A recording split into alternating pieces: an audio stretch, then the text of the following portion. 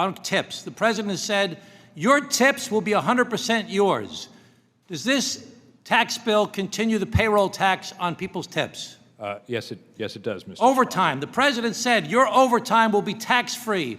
Does this bill continue the payroll tax on overtime? It does not exempt overtime from the payroll tax. The president has said he's going to remove taxes on Social Security. Does this bill remove taxes on Social Security benefits? The legislation provides an increased exemption amount. But does it remove taxes on Social Security benefits as promised by the president? Does not change social. Hell of an exchange between Representative Tom Suozzi and Thomas Barthold, the Chief of Staff on the Joint Committee of Taxation, that perfectly encapsulates the Trump presidency. It is the clearest possible illustration of how Donald Trump operates. Promise one thing to the American people with big flashy rhetoric and then deliver something completely different that benefits his wealthy donors and no one else. In this case, the bill that Donald Trump had been touting as a massive win for the working class doesn't actually contain any of the things he'd been promising. None of it. Not the elimination of taxes on tips, not the elimination of taxes on overtime, not the elimination of taxes on Social Security. All of the things that he told his supporters would be in this bill, completely absent.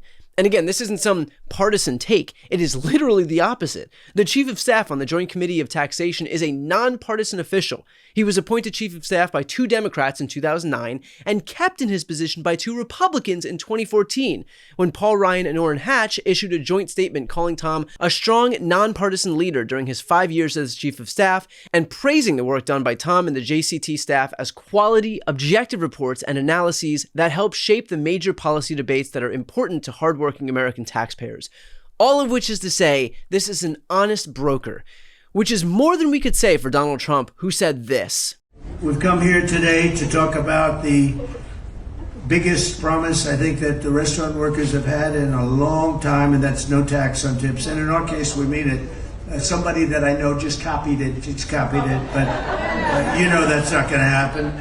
If you're a restaurant worker, a bartender, a hospitality worker, a caddy, a barber, a mover, driver of any kind, or anyone else, you rely on a lot of tip income, hopefully a lot. But when I win in November, hopefully we're going to win. We're going to turn our country around. We're going to make America great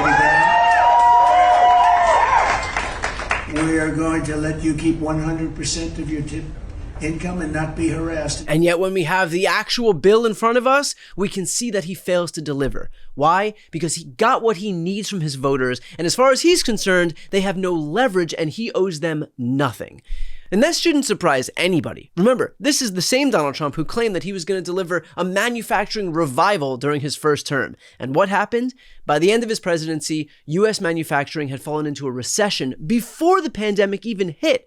According to the Federal Reserve, manufacturing output declined by 1.3% in 2019. The number of manufacturing jobs created during Trump's pre-pandemic presidency actually lagged behind the number created during Obama's second term.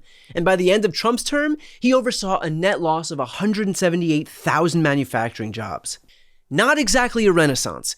Or remember his promise of a fantastic healthcare plan that would be less expensive and much more comprehensive than Obamacare? Yeah, 4 years later, we never saw that plan, not a single page. And when Republicans tried to repeal the Affordable Care Act, they had absolutely nothing to replace it with.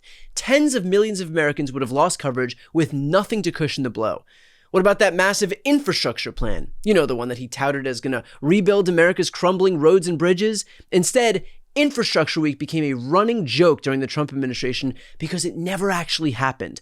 The American Society of Civil Engineers continued to give America's infrastructure a D+ grade throughout Trump's presidency because he never delivered the plan that he promised.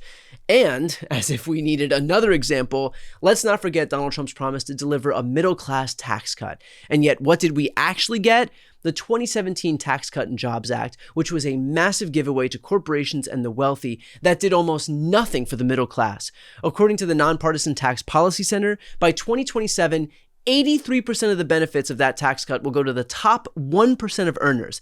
Meanwhile, the corporate tax cuts were made permanent, while even the modest individual tax cuts were designed to expire. The Congressional Budget Office estimated that Trump's signature tax law would cost $1.9 trillion over 10 years, ballooning our deficit. And remember how they claimed it would pay for itself through economic growth? Yeah, that never happened either. The federal deficit increased every single year Trump was in office, long before the pandemic hit. But hey, something fiscal responsibility, am I right? So when we see this new exchange between Rep. Suozzi and Mr. Bartold, we are seeing the exact same playbook all over again. Trump's public promises bear absolutely no resemblance to the actual legislation that gets put forward. He claims to be working for the American people when actually he is delivering for the donor class. The real Trump presidency isn't the one he talks about. It's not about helping waiters keep more of their tips, or factory workers keep more of their overtime, or seniors keep more of their Social Security. The real Trump presidency is about making sure the tax rate for the wealthiest Americans stays at 37% instead of returning to 39.6%. It's about preserving a massive loophole for hedge fund managers that allows them to pay a lower tax rate than their secretaries. And if you think I'm being unfair, let's look at what the tax bill does do.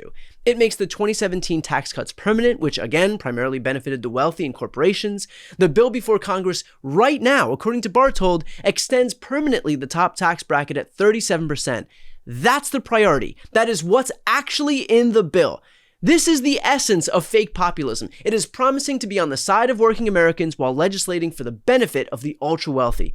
It's promising to drain the swamp while filling your administration with lobbyists and industry insiders and the wealthiest Americans among us. It is claiming to represent the forgotten men and women of America while making sure the forgotten stay forgotten. And honestly, the most insulting part isn't even the lies. It's the expectation that we're all too stupid to notice. Trump stands in front of crowd after crowd making promises about tax-free tips and overtime that aren't in any legislation, hoping that no one will check.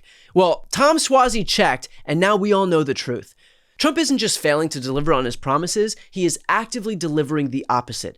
He promised a tax cut for middle-class workers and delivered for the wealthy. He promised better healthcare and tried to take away what people already have. He promised a manufacturing renaissance, and we got a manufacturing recession. You know what they say. Fool me once, shame on you. Fool me twice, shame on me. But fool me over and over and over again for years on end, that's just being a Trump supporter. At some point, you have to wonder how many broken promises it'll take before people finally realize that the populist rhetoric is just a show and the real agenda has never changed. Make promises to the working class, but deliver for the rich. Before you go, if you enjoyed this content and you want to see more and support independent media, please subscribe to this channel. The subscribe button will be right here on the screen. But second, the reality is that we are now in a political environment where this administration can lean on any of the social media platforms to suppress certain voices if they don't like critical coverage. That means my longevity here is in the hands of a few tech billionaires who are already making it clear that they are willing to cater to this administration. To that end, signing up for my newsletter is a way for me to reach you directly if that ever becomes necessary. I'll put the link right here on the screen as well, so please sign up. It's free, but there's also an option to do a paid subscription if you'd like to support me and my team. I really appreciate it. Thanks so much for watching.